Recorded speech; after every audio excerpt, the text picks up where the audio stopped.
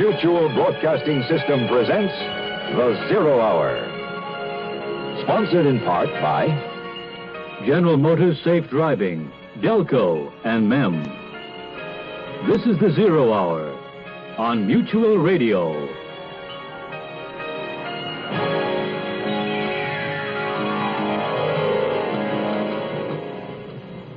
I'm Rod Serling. You're listening to The Zero Hour. Rest your eyes.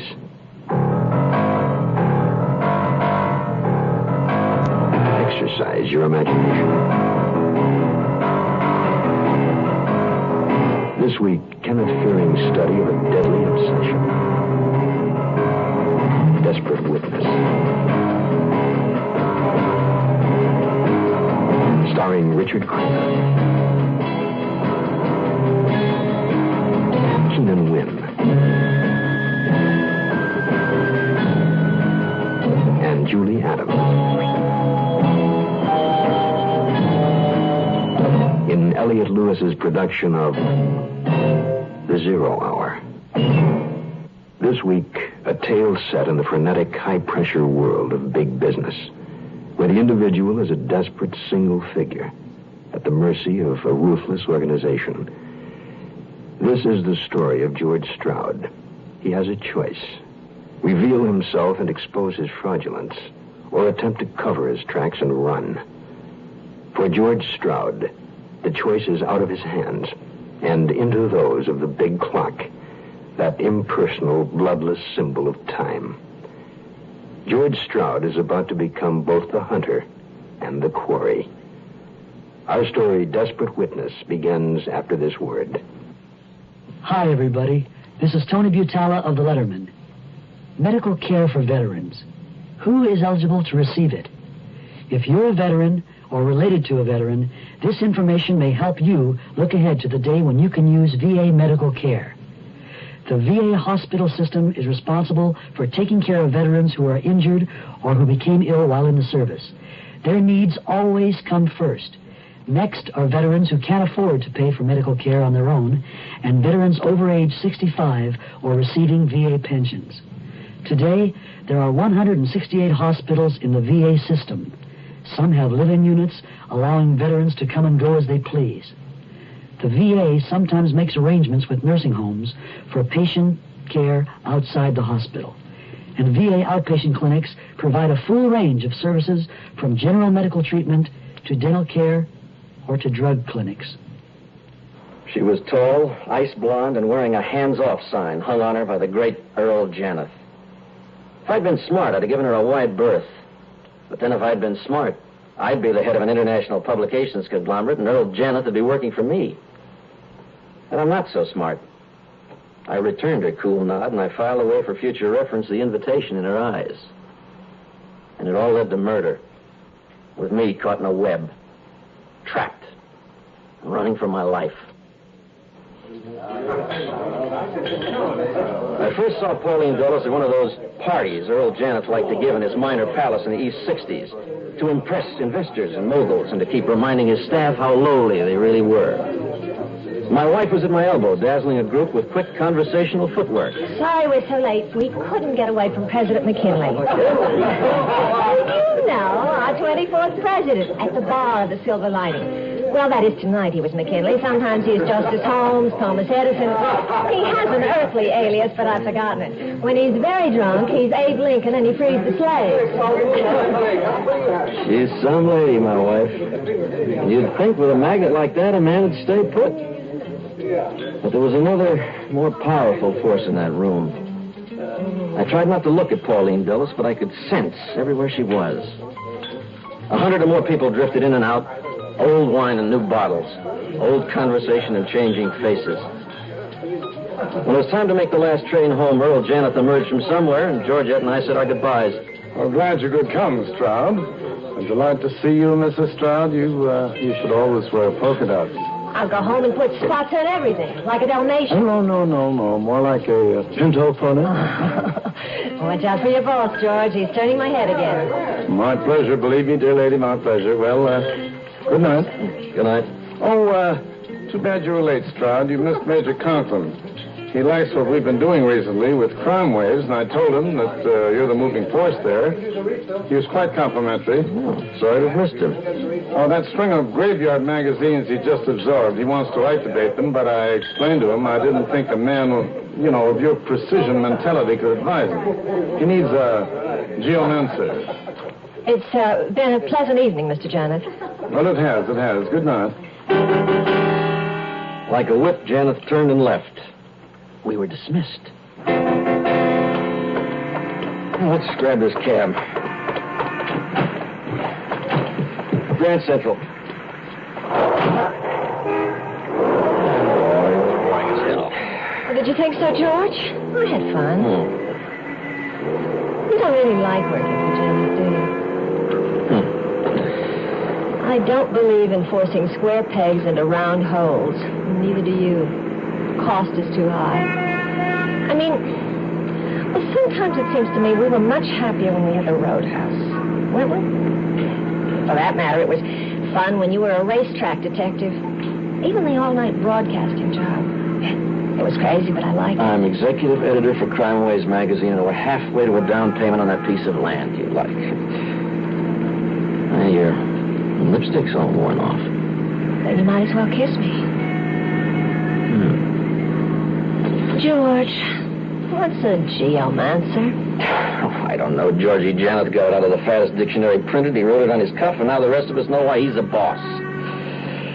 Yeah, remind me to look the word up. I would look it up and drop it into my conversation sometime, but it wouldn't satisfy because he'd had it first, as he had everything.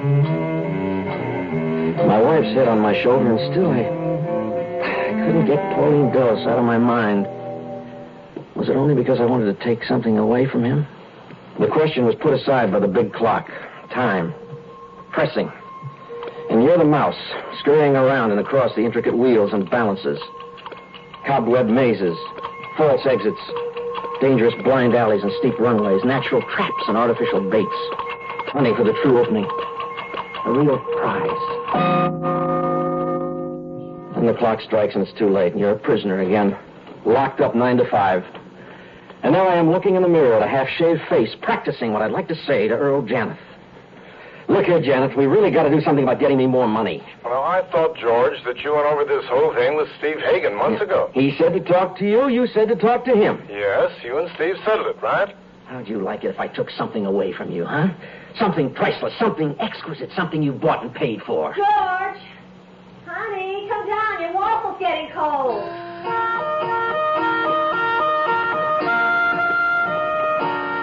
Janet Enterprises. 29 floors of publication, syndication, circulation. Stop by any corner newsstand for the full smorgasbord. Weekly, monthly, quarterly. We put them all out. Newsways magazine, Commerce, Sportland, Plastic Tomorrow, Personalities, The Sexes, Future Ways. 26th floor, Crime Ways. That's me. In theory, we're the nation's police blotter. In practice, we're one of the biggest circulations of Janet's empire because everybody's fascinated with crime. Which is what my associate editor, Roy Cordette, and staff were discussing when I got in that morning. Dozens of people are murdered every day. What is it, criminal? Morning, George. Good morning, Roy. Leon. Morning. Morning, Ed. George, we were talking about the mass murder outside Reading. I tell him we ought to run that story. It'll sell 6 million copies. Yes, Leon, but is it for Crime Wave? Yes. Hours piled on top of each other while we juggled stories of murder, rape, robbery, analyzing what sells, what doesn't, sociological research, parole board reports, decisions of the Supreme Court, interspersed with fights with our budget department and a temperamental photographer. It's 6:15 when I escaped my desk after the inevitable phone call home that I'd be late for dinner. The babysitter informed me that my wife had gone to her sister's in Trenton on some emergency and might not be home till morning. So there I was. At about 6:30, I walked into the Silver Lining, sat at the bar alone, studying my face in the mirror, replaying my imaginary conversation with Janet about a raise. He still said no. I told him where he could go, and I had another double shot. How much rent, darling? You coming? No, not yet. Well, it's lovely seeing you. Enjoyed the drink. Bye. I didn't have to turn. The mirror gave me the picture. 2 expensive, chic women, one brunette, one blonde. The brunette gathered up packages from Saks and Bonwitz and left to brighten someone's evening. The blonde stayed. She smiled at me. Pauline Dulles. Hello. Oh, hello there. Join me? Why not? You remember me, don't you? Vividly. I remember you. You're a friend of President McKinley, and this is where you met him, right? Is he here tonight? Well, his real name's Clyde something. No, he's not here tonight in any of his disguises. Oh, that's too bad. I was looking forward to it. Well, you don't want to go out with McKinley. He was assassinated. Safer going out with me. I wasn't worrying about being safe. You've come to the right place. We had 3 margaritas. Or was it 4? We pushed our Mexican food around our plates.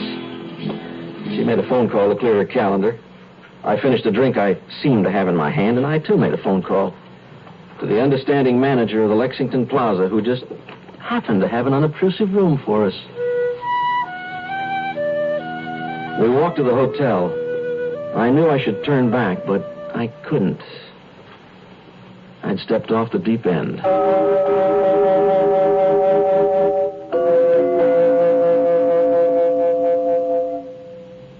The accusation is entirely false. I've been treated unfairly. My reputation in the community has been hurt, and my husband and children are very upset. I don't appreciate being arrested and being accused of driving under the influence of drugs. It makes me sound like some sort of hippie.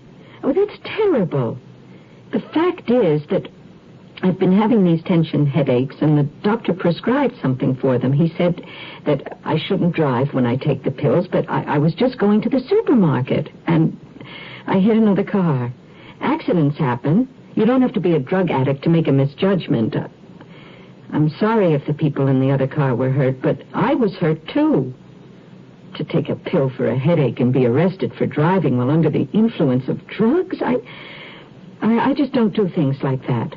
I'm a respectable woman. This message was brought to you by the General Motors Corporation. We'll return to our story in a moment. You're 17, 18. You've graduated from high school. You want to make something of yourself. But you don't have that something to make it with, like money for 4 years of college. What do? Well, you don't need 4 years of college to get a good job. Today, there's a crying need for technicians in exciting fields like oceanography, electronic data processing, health service, environmental control, forestry, and many others. Technicians earn twice the salary of the average high school graduate. Some even make more than 4-year college graduates. All you need is a year or 2 of technical training. To learn how you can become a technician, send for our free booklet. It's called 25 Technical Careers. Write Careers, Washington, D.C., 20202. If you can't afford 4 years of college, write Careers, Washington, D.C., 20202, and make something of yourself.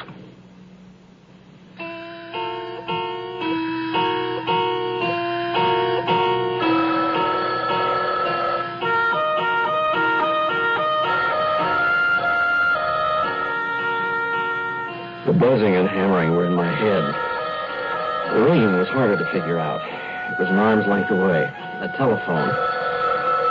My brain finally sorted out the message. Hello? I'm sorry, sir, but you don't have a reservation for today. My eye's focusing now, but barely. Showed me an impersonal hotel room, 2 glasses, an empty scotch bottle, my clothes, and me. There's another party checking in. The hotel is filled, otherwise we wouldn't disturb you, sir. Her perfume was there, but she was gone. Checkout time is noon. Now, what time's it now? 1:30. In the p.m.? I developed skill at lying those next weeks, and I stayed in town more and more. There was a sense of adventure, finding different temporary abodes. Once we spent a weekend as far away as Albany when my wife and daughter were away and Janet was in Washington. Got to be a game, thinking up different names for the register. I'm sorry, sir, your handwriting. How do you pronounce it? Phelps-Guillon, Mr. and Mrs. Andrew Phelps-Guillon. Yes, sir. I hope you enjoy your stay in Albany. The Phelps-Guillaume enjoyed every moment of it. George Stroud. George. Mrs. Phelps-Guillaume, you were the last, final, beautiful, ultimate enigma. And I thought it was your art collection that you cared about. No collection. I do have quite a few Pattersons. I never heard of him. Her Louise Patterson. You know what you are? Ignorant. Ignorant and beautiful and threatening and destructive. You're a dangerous man, George Stroud. Me? Kittens get belligerent when they see me coming. They sharpen their claws. It is dangerous to know you. Quit thinking about Janeth. There's nothing to be afraid of. He doesn't own you. He doesn't own me.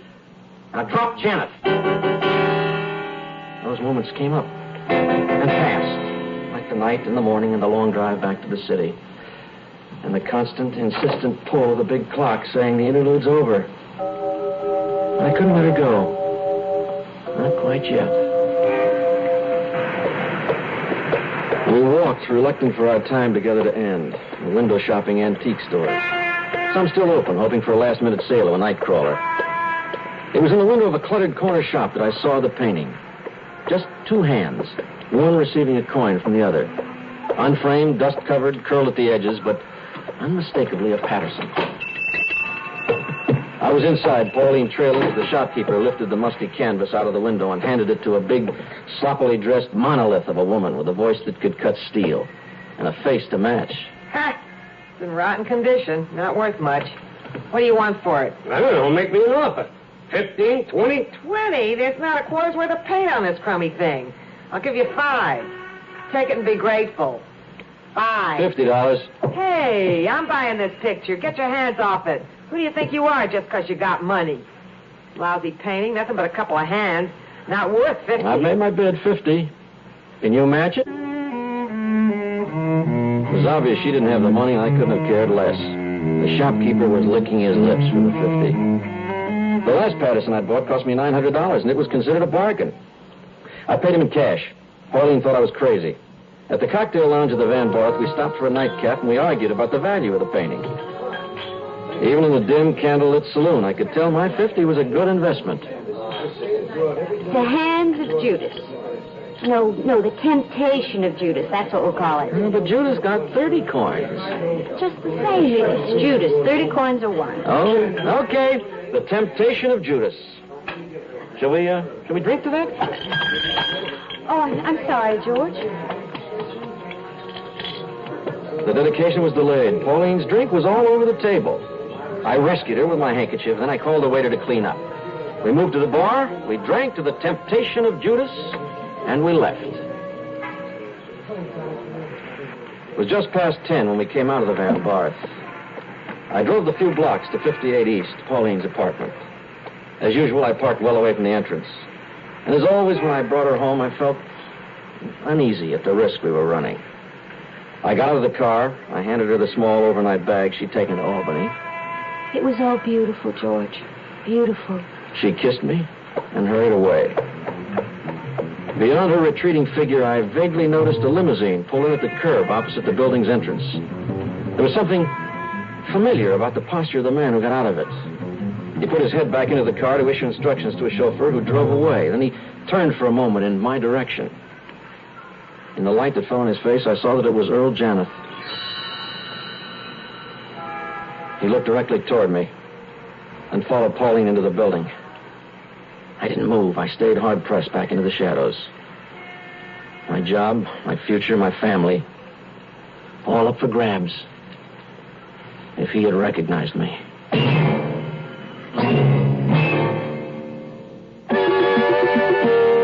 How many stations can you button down on your car radio right now? 5? Would you settle for 10? Order most any new Chevrolet, Pontiac, Buick, Oldsmobile, or Cadillac with a Delco AM/FM stereo system. And you can preset 5 AM and 5 FM stations. That's 10 stations you can button down instantly. 10 from Delco. Delco Electronics is the sound of General Motors. This guitar is part of my life. The way lots of beautiful things are. Like men. You see the way my mind works? Music and good-looking guys. But those men better smell good-looking, too. I like them best when they wear English leather. English leather's like a beautiful folk song to me, fresh and natural. So all my men wear English leather, or they wear nothing at all.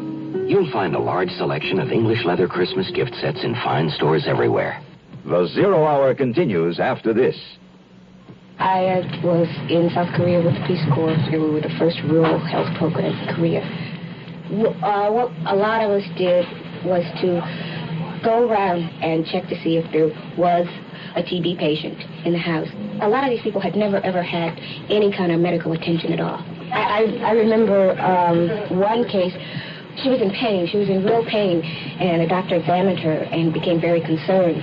And he told us later that had she not come in, she would have died. I was very, very proud, But you've probably heard this, and you'll hear it again and again from volunteers. The volunteer himself gets more out of it than he actually gives to the people he's supposed to be helping. Volunteer for the Peace Corps. The Peace Corps is one part of action. Action is doing something. There is something you can do. Get into action.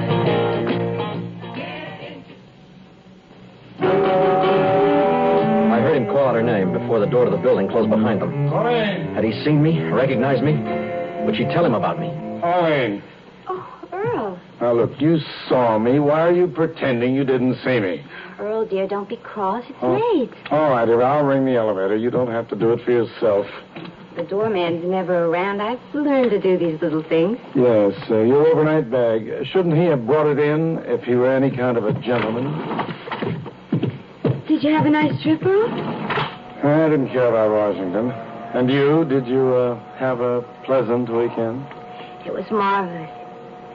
I went riding and swimming. I read a grand book, and I met some of the most interesting brand new people.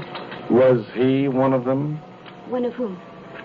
Oh, you mean the brand new people? Yes. What did you do together? Darling, please, let me get inside and get my shoes off. Make yourself a drink.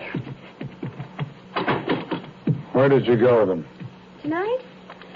Well, first we went to a terrible place on 3rd Avenue by the name of Gill's. You'd love it. Yeah. Kind of a combination archaeology foundation and saloon. It's really weird. After that, we walked up and down the street shopping for antiques. Antiques? Mm-hmm. Finally, we bought a painting. At least he did. In a shop about 3 blocks from here. It was an awful old thing. Looked like it had just come out of a dustbin. He practically kidnapped it from another customer. Some woman who bid for it, too. Nothing but a couple of hands by an artist named Patterson. A couple of what? Hands, darling, just hands. A picture about Judas. After that, we went to the Van Barth and had a few drinks, and he brought me home. That's where you came in. Satisfied?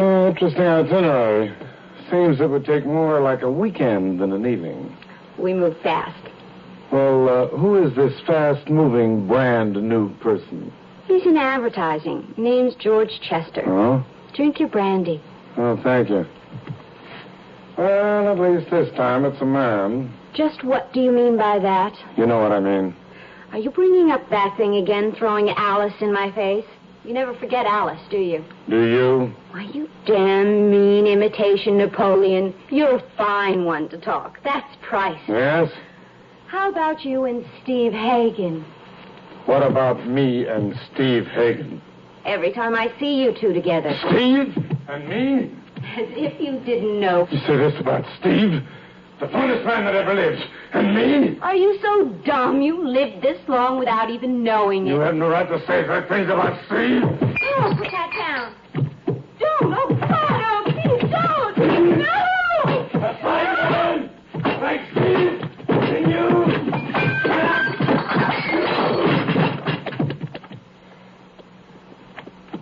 Pauline! Pauline, get up. Oh, God. Oh, my God. My God. She was killed at 10:30 Saturday night. I didn't hear about her murder until I read Monday morning's newspaper. For her, it was over. For me, it was just beginning. I didn't know what hell was about. what I was to find out. You are listening to Mutual's presentation of The Zero Hour.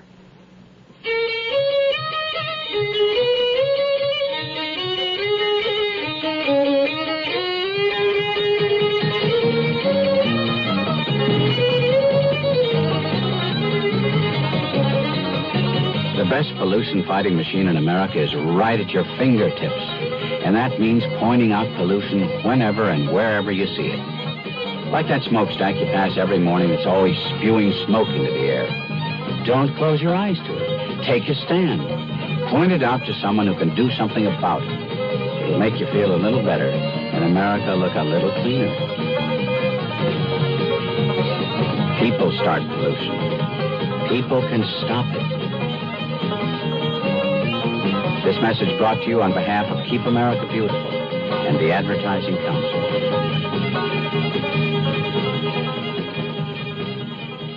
Even if someone served them a slice of beef, they couldn't bite into it. Their teeth are too weak. I'm not talking about some people off in Africa or Asia. I'm talking about Americans. American children. It's tragic how many thousands of them are in this country whose teeth will literally rot in their mouths because they'll never receive basic dental care. They may not even own a toothbrush. What hurts is that it takes so very little for any one of us to help them. The same dollar, for instance, that buys you 2 packs of cigarettes can buy 3 American children the first toothbrushes they've ever owned. I'm Cliff Robertson. Won't you give up some cigarettes so some American children can have their first toothbrush? Send your dollar to Americans for Children's Relief, Box 5050, Stamford, Connecticut. Box 5050, Stamford, Connecticut. $1. And, of course, if you can afford more, give more. Tomorrow at this time, rest your eyes and listen here to this week's continuing study in suspense, Desperate Witness. I'm Rod Serling.